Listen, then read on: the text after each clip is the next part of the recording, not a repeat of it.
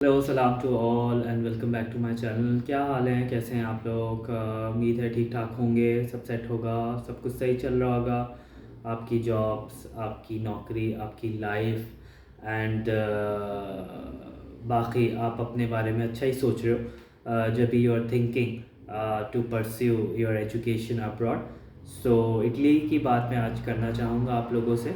सो आज की वीडियो भी बहुत इंफॉर्मेटिव होगी and so subscribe my channel and see the video till end. So let's start today video. आज का आपका टॉपिक है जैसे कि वीज़ा सबमिशन डॉक्यूमेंट्स की मैं कुछ लास्ट वीडियोस में बात कर रहा हूँ, तो उसी से रिलेटेड मैं बात करूँगा। जो सबसे इम्पोर्टेंट डॉक्यूमेंट होते हैं आपके फाइनेंशियल डॉक्यूमेंट्स, तो उसके सिलसिले में मैं आपसे जो है वो आज बात करूँगा। फाइनेंशियल डॉक्यूमेंट में एक सबसे अहम बात ये होती है कि आप जब एज अ स्टूडेंट जो है वो पढ़ाई करने जा रहे हो, either you are going abroad for bachelor and for masters and for post graduate, that is for PhD. So financial document में सबसे इम्पॉर्टेंट बात होती है कि आपको स्पॉन्सर कौन कर रहा है। अच्छा, बहुत सारे ऐसे सवालात होते हैं कि स्पॉन्सर कौन कर सकता है। सो आप बात ये याद रखो कि ये एम्बेसी की तरफ से रिस्ट्रिक्शंस हैं कि जो स्पॉन्सर है वो आपका इमीडिएट फैमिली रिलेशन में से ही कोई होगा। Either your mother, your father and your sibling, आपके भाई बहन हो सकते हैं। तो ये सिर्फ हो सकते हैं आपके कोई चाचा, मामा, फुप्पा, फुप्पी एंड बहुत रिश्तों की बड़ी लिस्ट होती है। सो उनमें से आपके पास कोई भी नहीं हो सकता। आप पहली बात तो ये बात आप याद रखो।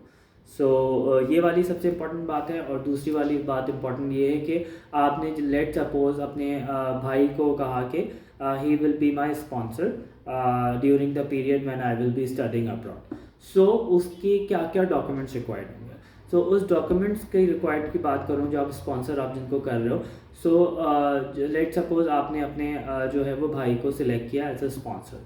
सो उस उनका आइडेंटिटी कार्ड, आपका पासपोर्ट उनका, और जाहिर सी बात है अगर आप स्पॉन्सर कर रहे हो तो आपको प्रूफ ऑफ जो है वो इनकम सोर्स भी बतानी होगी। सो जो जहाँ आपका स्पॉन्सर जॉब कर रहा है वहाँ की पे स्लिप्स होती हैं। कितने मंथ की पे स्लिप होती हैं, this is very important. 6 month की आपको पे स्लिप जो है वो दिखानी होती है। 6 मंथ की आपको पे स्लिप दिखानी होती है। उसका कोई एम्प्लॉयमेंट लेटर आप दिखा दो तो एक अच्छा एडिशनल डॉक्यूमेंट होता है। उसके बाद स्पॉन्सर की आपको जो है वो बैंक स्टेटमेंट दिखानी होती है। अगर लेट सपोज आप टोटली आपका इन केस में आपको दो सिचुएशन आती हैं कि in case sponsor totally sponsor जो है वो आपका फैमिली में से कोई है, तो 6 मंथ की आपको जो है वो स्टेटमेंट दिखानी होगी। उसकी 6 मंथ की स्टेटमेंट दिखानी होगी।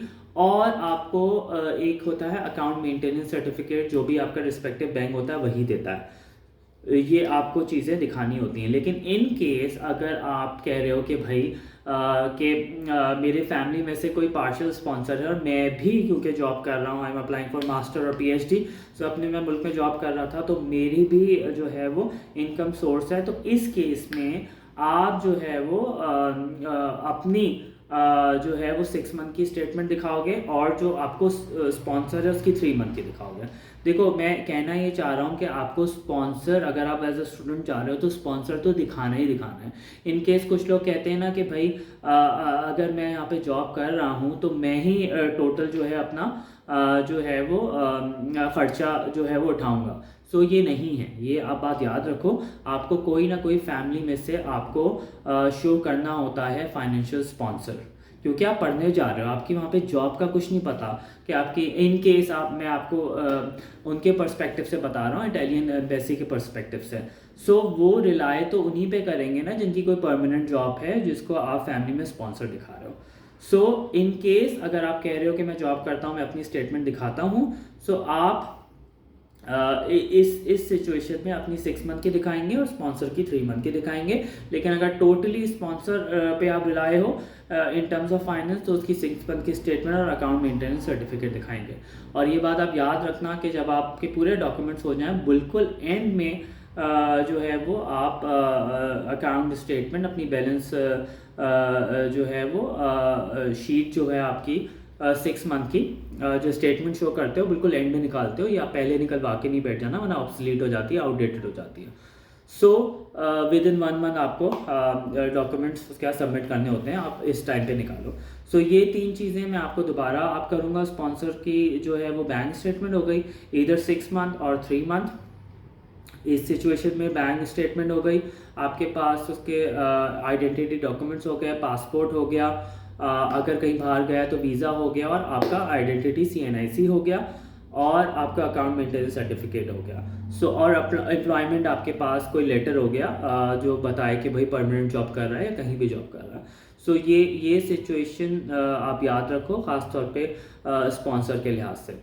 और सबसे इम्पॉर्टेंट बात जो मैं ये करना चाहूँगा कि ये सवाल होता है कि कितनी स्ट्रॉन्ग स्टेटमेंट होनी चाहिए कि आप के ज़्यादा चांसेस हों कि आपका वीज़ा लग जाए। बहुत ज़्यादा ये अनसर्टेनिटी वाली सिचुएशन है। बहुत कम वाले जो उनके बैंक स्टेटमेंट दिखाई है उनका भी एडमिशन आते हुए देखा है, बहुत ज़्यादा वालों का भी रिजेक्ट होते हुए देखा है। सो इसका मैं आंसर ये देना चाहूँगा कि आप जितने जेन्युइन होगे उतना अच्छा होगा। यानी कि अगर मैं इटली में बैठा हुआ हूँ तो मैंने कोई टेम्परिंग नहीं की इन टर्म्स ऑफ, मैंने इनकम सर्टिफिकेट बनवाया या टैक्स रिटर्न जो था वैसे ही दिखाया मैंने। सो मैं आपको इस सिचुएशन में ये कहना चाहूँगा कि आप जो है वो जो बैंक स्टेटमेंट है वो आप 15 से 20 लाख के दरमियान दिखाओ, तो ये ज़्यादा अच्छा होगा। 6 मंथ की दिखा रहे हो तो मैं आपको एक गाइड और कर दूं कि ऐसे ही नहीं दिखाना कि बिल्कुल एंड में जो है वो 15-20 लाख एक अकाउंट में आ गए, उससे पहले मैक्सिमम 40-50 हज़ार आपके अकाउंट में आते थे। सो वो उससे आपको पकड़ लेंगे। आपको 6 मंथ की जो स्टेटमेंट होती है वो अकाउंट में आपको मेंटेन उतने पैसे करके रखने होते हैं कि एक हैवी अमाउंट रहे रनिंग। देखो at the same time running account भी रहना ज़रूरी है, और एट द सेम अमाउंट एक अच्छा अमाउंट भी अकाउंट में होना ज़रूरी है। ये चीज़ें देखते हैं, वरना वो इस बुनियाद पे रिजेक्शन कर देते हैं। तो this is very important point कि रनिंग अकाउंट हो, और ऐसा ना हो कि एंड में एक साथ आपके पास 15-20 लाख आया हो, तो वो समझ जाते हैं कि भाई ये जो है वो एक टेम्परिंग है और ये एक फेक सिचुएशन है, तो इस बुनियाद पे आपका जो है वो रिजेक्शन हो सकती है। सो ये वाली बात आप जो है वो ज़रूर याद रखना। सो आई होप मैंने जो आज आपको बातें बताई हैं बहुत इंपॉर्टेंट है। हालांकि मैं चाहता नहीं हूँ कि वीडियो ज़्यादा लंबी हो ताकि आपकी कंसंट्रेशन बरकरार रहे, लेकिन टॉपिक आज ऐसा था कि थोड़ी सी लंबी हो गई। सो बाय फॉर नाउ, मिलते हैं ब्रेक के बाद कोई और अच्छी वीडियो के साथ। So bye for now and hope to see you soon.